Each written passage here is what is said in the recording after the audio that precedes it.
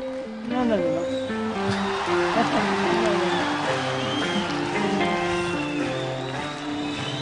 Ben, voilà. Ben, bonjour. C'est Tatal, bien sûr. Alors, un petit bonjour, un petit coucou à Madame Babef de la Ravine Daniel, qui m'a reconnue, et donc je suis toujours là. Voilà. Je voulais parler un petit peu du conseil municipal qui a eu lieu là le 30, et surtout de parler de la mauvaise foi des élus de l'opposition, en particulier l'ancienne maire et M. Séraphin. Au sujet de l'écrêtement, Madame Bello sait très bien que pendant sa mandature, elle a écrêté son salaire et elle avait reversé ça sur deux élus de son équipe.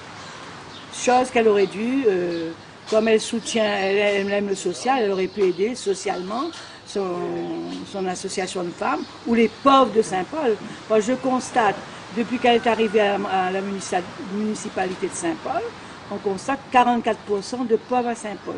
Chose qu'il n'y avait pas, je ne pense pas du temps de M. Bédard, il y avait des pauvres comme ça. On n'a jamais fait de statistiques disant qu'il y avait des pauvres à Saint-Paul avant 2008. Je crois que Saint-Paul s'est appauvri depuis 2009. Voilà. Et pour M. Emmanuel Séraphin, il dit que M. Sinimalé, M. le maire, gagne 15 000 euros de brut de salaire.